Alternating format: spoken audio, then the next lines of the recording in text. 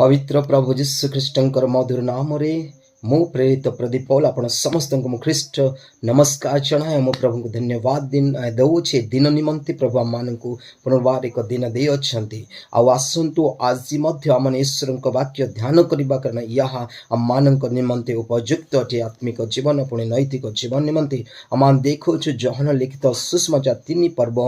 आ जन जिहुदी गुरु जिहुदी नेता जहाँ नाम निकोदिम थिला सी आसी जीशु को भेटुंट से कहते निश्चय आपण ईश्वर ठारू आगत तेणु तुम ये समस्त कार्य करुच आश्चर्य कर्म करुच आ जीशु ताहांको कहले आओ पुनर्जन्म न हेले केही ईश्वर राज्य देखी ईश्वर राज्य देखी पारे नाही। तो निकोदिम ताहांको पचारे वृद्ध हेले मनुष्य कि प्रकार जन्म होई पारे से कौन द्वितीय थर आपण मातार गर्भरे प्रवेश करी जन्म हम। जीशु कहले सत्य सत्य मुझे तुम कौची जल आत्मार जन्म न हेले कि ईश्वर राज्य को जाए नाही। प्रियर मंडली प्रभुंकर धन्यवाद हो आम देखुचु जीशु जल रे आउ आत्मारे जन्म हवा कहते। तो ये आत्मारे जन्म हेले ता तले जदि आम पाठ करवा आउ तार लिखाई आत्मारे जन्म हेबा कौन अटे पवित्र आत्मारे परिपूर्ण हवा से विषय से कहते जो मैंने आत्मा द्वारा परिचालित हुअंती आउ ता तले 3 जहन लिखित सुषमाचार 3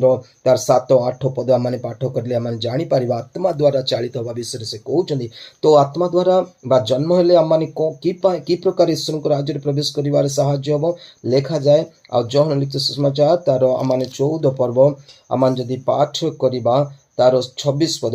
किंतु से सत्य साहाय्यकारी अर्थात जो पवित्र आत्मा को पिता मो नाम प्रेरण करेंगे से तुम मान को समस्त विषय शिक्षा देवे से समस्त विषय आम को शिक्षा देवे ईश्वर को राज्य जीशु ख्रीष्ट स्वभाव जीशु ख्रीष्ट गुण पथ चलने विषय शिक्षा देवे पुणी आउ तार आम जो देखा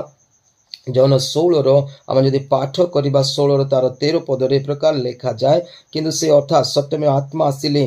पथ सी कौन करेंगे ना पथ देखाइबे तुम मान को समस्त सत्य प्रवेश करे पथ देखाइबे आ सत्य प्रवेश कराइबे। आउ गोटे विषय साधु पाउल गलातिया मंडली कहते 5 पर्व 16 पदरे मोर भाव यही के जदि आत्मा द्वारा आचरण करे तारे से शरीर विलास पूरा करिब नाही। तो पवित्र आत्मा जगह आम मान को कि प्रकार ईश्वर राज्य प्रवेश करने साहाय्य करते प्रथमे तो से समस्त विषय शिक्षा देवे तापर से आम मान कौन करेंगे ना पथ देखाइबे आउ आम मान को सत्य प्रवेश कराइबे आ सब मंदता व खराब गुण रू आम स्वभाव को कौन करेंगे ना ख्रीष्टंकर स्वभाव गुण रे चलने से आम को साहाय्य करेंगे आम आचरण को से परिवर्तन करेंगे। से प्रकार यदि आम आत्मारे परिपूर्ण हो जो जाए आत्मारे जन्म नौ ना से पर्यंत केवल जल जन्म नेबा द्वारा ईश्वर राज्य जाई पारिबा नाही। God bless you.